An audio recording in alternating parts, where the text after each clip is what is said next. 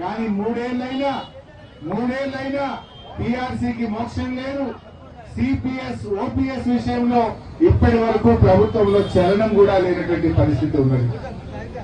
ఆ రోజు employees health scheme మీ అందరి కోరిక మేరకు ఆ రోజు ఈహెచ్ఎస్ స్కీమ్ ను వైద్య ఆరోగ్య శాఖ మంత్రిగా 1% కాంట్రిబ్యూషన్ తో ఆ రోజు ప్రభుత్వం తీసుకొచ్చింది.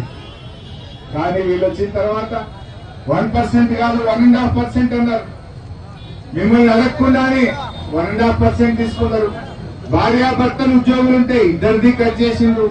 ఇంట్లో తండ్రో తల్లో రిటైర్డ్ ఉద్యోగం ఉంటే ముగ్గురిది కట్ చేసిండ్రు. కానీ మరి ఈహెచ్ఎస్ అమలవుతుందా? ఈ రోజుకు అమలైతలేదు. మొన్న మా దగ్గర ఖాజా మొయినుద్దీన్ గారు రిటైర్డ్ గెస్టెడ్ హెడ్ మాస్టర్, వాళ్ళ తండ్రి గారు హార్ట్ అటాక్ వస్తే హాస్పిటల్ తీసుకుపోయినారు. ఏ ఆసుపత్రికి పోయినా ఈహెచ్ఎస్ లేదు అంటున్నారట. లాస్ట్ ఒక హాస్పిటల్లో జాయిన్ చేసినారు. 11 లక్షల బిల్ అయింది.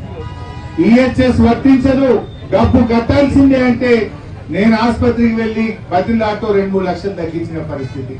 అంటే ఈ రోజు ప్రభుత్వం మాటలు చెప్పింది తప్ప ఈ రాష్ట్రంలో ఈహెచ్ఎస్ అమలు కావడం లేదు.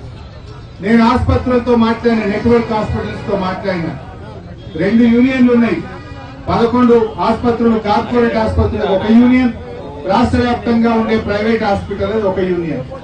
ఏమైంది, మీరు ఈహెచ్ఎస్ ఎందుకు అమలు చేయట్లేదు అంటే మేం ప్రభుత్వంతో అగ్రిమెంట్ కాలేదు, మాకు ఆరోగ్యశ్రీ బకాయిలే పెండింగ్ లో ఉన్నాయి, మాకు ఇచ్చిన ప్యాకేజీ గిట్టుబాటు కాదు, మేము ఈహెచ్ఎస్ అమలు చేయడానికి సిద్ధంగా లేము అని ఈ రోజు ప్రైవేట్ ఆసుపత్రులు చెప్తా ఉన్నారు. అంటే ప్రభుత్వం ఆసుపత్రులతో అగ్రిమెంట్ కాలే, ప్యాకేజీలు డిసైడ్ కాలే, కానీ ఉద్యోగులకు మాత్రం జీతంలో 1.5% కట్ చేసుకుంటూ పోతా ఉన్నారు. ఇప్పటికి 4 నెలలు కోత మిత్తిండ్రు. కానీ 4 నెలల్లో పాత ఈహెచ్ఎస్ బంద్ అయింది, కొత్త ఈహెచ్ఎస్ అమల్లోకి రాలేదు. గాల్లో దీపం లాగా అయిపోయింది. అట్లీస్ట్ పాత స్కీములన్నా 2 రకాలు ఉండే, రియంబర్స్మెంట్ కొంత ఉండే, ఈహెచ్ఎస్ క్యాష్లెస్ ట్రీట్మెంట్ ఒకటి ఉండే. అవి బంద్ అయిపోయినాయి. ఈ ట్రీట్మెంట్ అందుబాటులోకి రాలేదు. పోలీసులకు ఆరోగ్య భద్రత ఉండేది, భద్రత బంద్ అయింది. ఈహెచ్ఎస్ అమల్లో లేకుండా అయిపోయింది. పోలీసులు రోడ్డు మీదకి వచ్చినారు, రిటైర్డ్ ఉద్యోగులు అందరి పరిస్థితి ఆగమైపోయింది. అంటే ప్రభుత్వం చెప్పేదానికి చేసేదానికి పొంతన ఉండడం లేదు. ఇది అడుగుతా ఉన్న రేవంత్ రెడ్డి గారిని, ఏమి ఇబ్బంది వచ్చింది? ఈహెచ్ఎస్ అమలులో ఇంత జాప్యం ఎందుకు అయితా ఉంది? 4 నెలల నుంచి జీతాలు కట్ చేసినావు, ఇవాళ ఏ హాస్పిటల్ కి పోయినా ఈహెచ్ఎస్ మేము తీసుకోము అని చెప్పేటువంటి పరిస్థితి ఏర్పడ్డది. ఏం మీరు ప్రభుత్వం నడుపుతున్నారా, సర్కస్ నడుపుతున్నారా?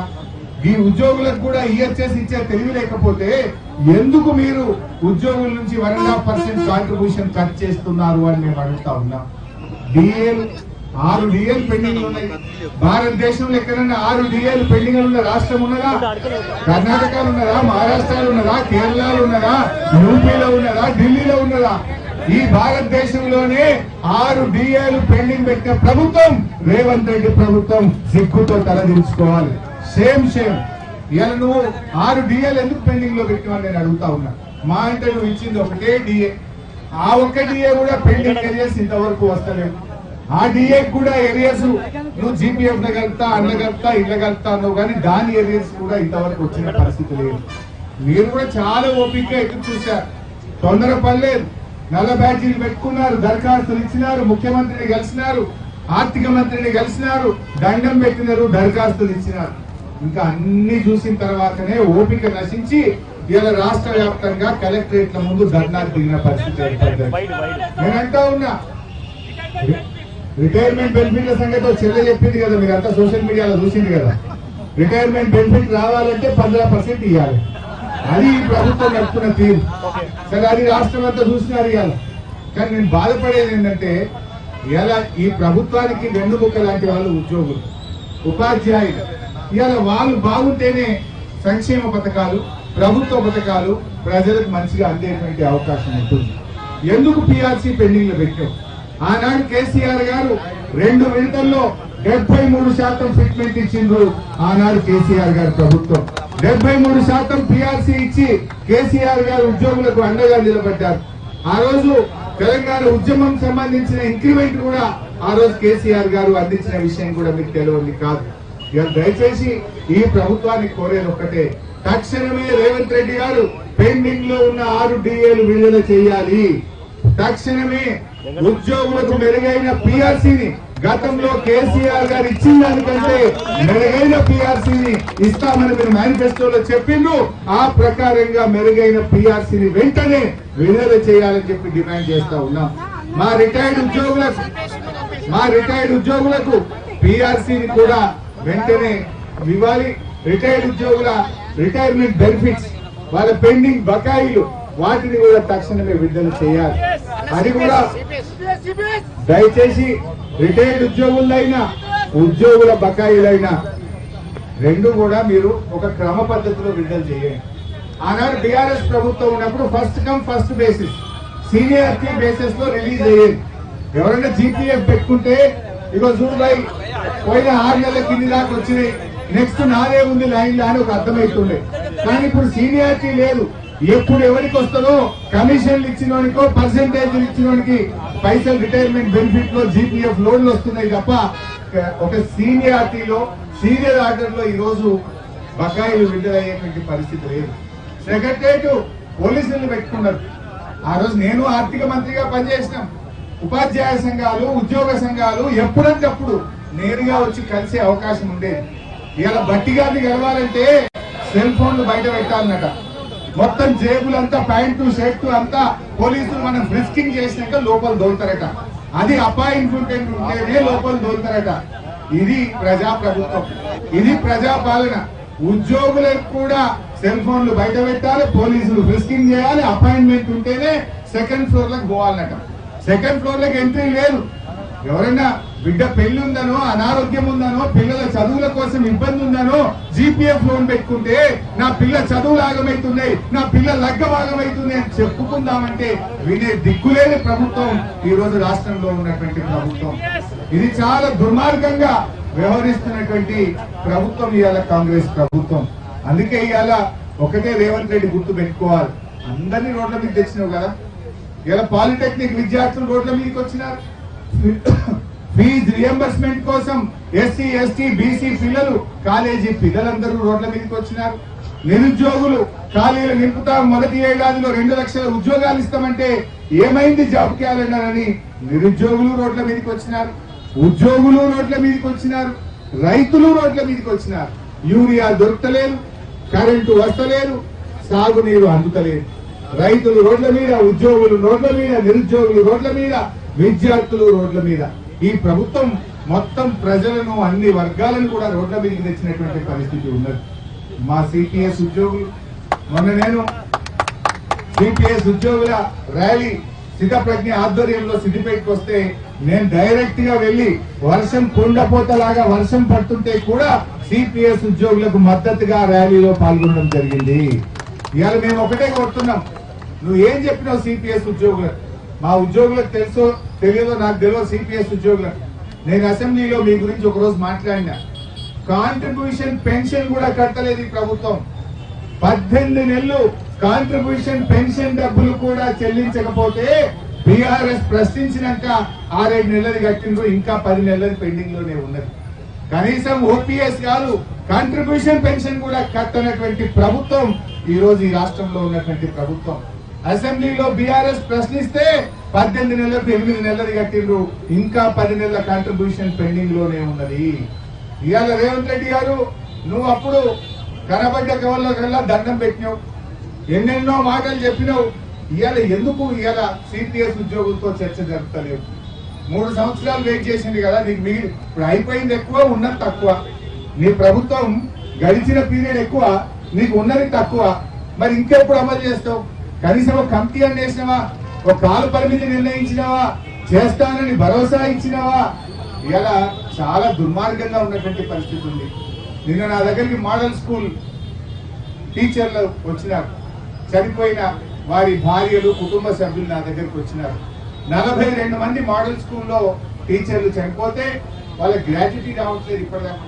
వాళ్ళ CPS ఉద్యోగులు గ్రాట్యుటీ రాక పిల్లల చదువులు ఆగమైపోయి మేము రోడ్డు మీద పడ్డామని ఆ తల్లులు కన్నీళ్లు పెట్టుకుంటుంటే చాలా బాధ కలిగినటువంటి పరిస్థితి. ఇలా ఎన్ని విషయాలు. సర్వశిక్ష అభియాన్ ఉద్యోగులు ఏం చెప్పింది వాళ్ళకు?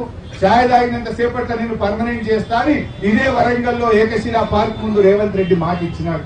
మరి అలా సర్వశిక్ష అభియాన్ ఉద్యోగులకు ఈ రోజు వరకు రెగ్యులరైజ్ కాదు కదా, సెక్రటరియట్ లోకి అపాయింట్మెంట్ కూడా దొరకనటువంటి పరిస్థితి ఇవాళ సర్వశిక్ష అభియాన్ ఉద్యోగుల పరిస్థితి ఉన్నది. మా చెల్లె అంగన్వాడీ టీచర్ గుర్తు చేస్తా ఉంది. ఆనాడు అంగన్వాడీలను కేసీఆర్ గారు ప్రగతి భవన్ కు పిలిచి కడుపు నిండా అన్నం పెట్టి మీకు ఏం కావాలి చెల్లెమ్మ అని వేతనాలు పెంచిండు ఆనాడు కేసీఆర్ గారు. కానీ ఇలా ఈ ప్రభుత్వం వచ్చి 3 ఏళ్లైనా అంగన్వాడీలకు ₹1 జీతం పెంచలేదు. దరఖాస్తు ఇస్తామని హైదరాబాద్ పోతే ఆశా వర్కర్లను అంగన్వాడీలను పోలీసుల చేత చితం కొట్టేసినటువంటి ప్రభుత్వం ఈ ప్రభుత్వం అని నేను మనవి చేస్తా ఉన్నా. ఇవాళ అంగన్వాడీలతోని అనేక పనులు చేయించుకుంటున్నారు. ఇవాళ మొత్తంగా ఈ సర్వే అంతా కూడా ఇవాళ ఓటర్ లిస్ట్ కొత్త ఎన్యూమరేషన్ అంతా అంగన్వాడీలే చేస్తా ఉన్నారు. వాళ్ళకు SIR ప్రోగ్రామ్ కొత్తగా అంగన్వాడీల కొత్త స్కీములు తెచ్చి నానా రకాల పనులు చేయిస్తున్నారు తప్ప ₹1 కూడా అంగన్వాడీలకు జీతం పెంచలేదు. వాళ్ళ బాధ చెప్పుకోలేరు. కోడిగుడ్డ సప్లై బంద్ అయింది, పాలు వస్తలేవు, తల్లులేమో అంగన్వాడీ టీచర్లు అడుగుతున్నారు, టీచర్లేమో ఏం చెప్పుకోవాలో అర్థం కానటువంటి పరిస్థితుల్లో ఇవాళ అంగన్వాడీ టీచర్లు ఇబ్బంది పడుతున్నారు. మినీ అంగన్వాడీలను అప్గ్రేడ్ అన్నారు, అంగన్వాడీలకు రిటైర్మెంట్ స్కీమ్ చేస్తామన్నారు, జీవో అయితే ఇచ్చిండ్రు, అసెంబ్లీలో మాట ఇచ్చింది. కానీ ఇవాళ వరకు రాష్ట్రంలో ఒక్క అంగన్వాడీ టీచర్ కూడా రిటైర్మెంట్ బెనిఫిట్ అందిన పరిస్థితి లేదు. 2 లక్షలు ఇస్తామన్న రిటైర్మెంట్ బెనిఫిట్ ఏ ఒక్క అంగన్వాడీ టీచర్ కూడా రిటైర్మెంట్ బెనిఫిట్ ఆయాకు రావట్లేదు, టీచర్ కు రావట్లేదు. జీతాలు పెంచింది లేదు కానీ పని భారం అయితే పెంచినటువంటి పరిస్థితి ఉన్నది. ముఖ్యంగా మా TNGO ఇవాళ యూనియన్ నాయకులను బెదిరిస్తా ఉన్నారు. TNGO యూనియన్ రాష్ట్ర నాయకత్వం ఎవరైనా మాట్లాడితే విజిలెన్స్ కేసు, ACB కేసు, పోలీసులను పెట్టి ఇవాళ ఉద్యోగ సంఘాల నాయకులను రేవంత్ రెడ్డి బ్లాక్ మెయిల్ చేస్తున్నాడు, బెదిరింపులకు పాల్పడతా ఉన్నాడు. రేవంత్ రెడ్డి నువ్వు నాయకుల్ని బెదిరిస్తావు కావచ్చు, ఇన్ని వేల మంది ఉద్యోగులను బెదిరిస్తావా? ఇన్ని వేల మంది ఉపాధ్యాయులను బ్లాక్ మెయిల్ చేస్తావా? అయినా ఉద్యోగంతో పెట్టుకున్నాడు, ఎవరు పోగు వేయలేదు. చంద్రబాబు నాయుడు అప్పటి నుంచి చూసినాం మనం. ఉద్యోగులతో పెట్టుకుంటే నిన్ను శంకరగిరి మాన్యాలు పంపిస్తారు మిస్టర్ రేవంత్ రెడ్డి. ఒక్కడి గుర్తు పెట్టుకో, ఉపాధ్యాయ ఉద్యోగులతో పెట్టుకున్నాడు ఎవరు ఇవాళ వరకు పోగు పోయలే. నువ్వు ఇవాళ వాళ్ళతో పెట్టుకుంటున్నావు, నీకు రోజులు దగ్గర పడుతున్నాయి మిస్టర్ రేవంత్ రెడ్డి అని చెప్పి కూడా నేను చెప్పదలుచుకున్నా. ఎందుకంటే ఇచ్చిన ఒక్క మాట అమలు చేయలేను, ఒక్కటంటే ఒక్క మాట కూడా అమలు చేయలే. నా DAలు ఇవ్వలే, నా PRC ఇవ్వలే, నా పెండింగ్ ఎరియర్స్ ఇవ్వలే, రిటైర్మెంట్ బెనిఫిట్స్ ఇవ్వలే, CPS ను OPS చేయలేదు, ఒక్క మాట కూడా అమలు చేయలేదు ఉద్యోగులకు. ఇవాళ గమనించండి ఉద్యోగ సోదరులారా, ఒక్కటన్నా ఇచ్చిందా రేవంత్ రెడ్డి వచ్చినాక? ఒక్క హామీ అన్నా మీకు అమలైందా? ESS కూడా సరిగా అమలు కాలేదు. 3 ఏళ్లుగా 6 గ్యారంటీలని మోసమైంది, ఉద్యోగులకు కూడా మోసమైంది. ఎవరికి కూడా ఈ ప్రభుత్వం న్యాయం చేయలేదు. ముఖ్యంగా ఉద్యోగుల విషయంలో భయభ్రాంతులకు లోన్ చేస్తా ఉన్నారు. ACBల పేరిట, విజిలెన్స్ ఎంక్వైరీల పేరిట ఇవాళ ఉద్యోగ సంఘ నాయకులను భయభ్రాంతులకు గురి చేస్తున్నటువంటి పరిస్థితి ఉన్నది. బట్ ఏది ఏమైనా మీ కోరికలు న్యాయబద్ధమైన కోరికలు. మీరు అడుగుతున్నవి మేనిఫెస్టోలో పెట్టింది అమలు చేయమని అడుగుతున్నారు తప్ప కొత్త కోరికలు ఏమీ కోరతలేదు. ఒకటన్నా కొత్త కోరిక ఉందా? రాష్ట్రం కాంగ్రెస్ మేనిఫెస్టోలో రాగానే పెండింగ్ DAలు ఇస్తా, రాగానే PRC ఇస్తా. కేసీఆర్ గారు 73% ఫిట్మెంట్ ఇచ్చింది. ఈ దేశంలో మీరు అడిగిన దానికంటే 42% ఫిట్మెంట్ ఒకే ఒక్కసారి కేసీఆర్ గారు ఇచ్చారు. ఇంకోసారి 31% PRC నుంచి 73% PRC అమలు చేసింది కేసీఆర్ గారు. ఇవాళ మీరు కూడా ఆలోచించండి. మెరుగైన PRC కోసం, OPS అమలు కోసం, పెండింగ్ బకాయిల విడుదల కోసం, PRC కోసం అందరం కలిసి పోరాడండి. రేపు 7వ తారీఖు అసెంబ్లీ కూడా స్టార్ట్ అవుతుంది. తప్పకుండా రాబోయే శాసనసభ సమావేశాల్లో బీఆర్ఎస్ పార్టీ తరఫున మీ యొక్క డిమాండ్లన్నీ కూడా ప్రశ్నిస్తాం, ప్రభుత్వాన్ని నిలదీస్తాం. మీ గొంతుకై శాసన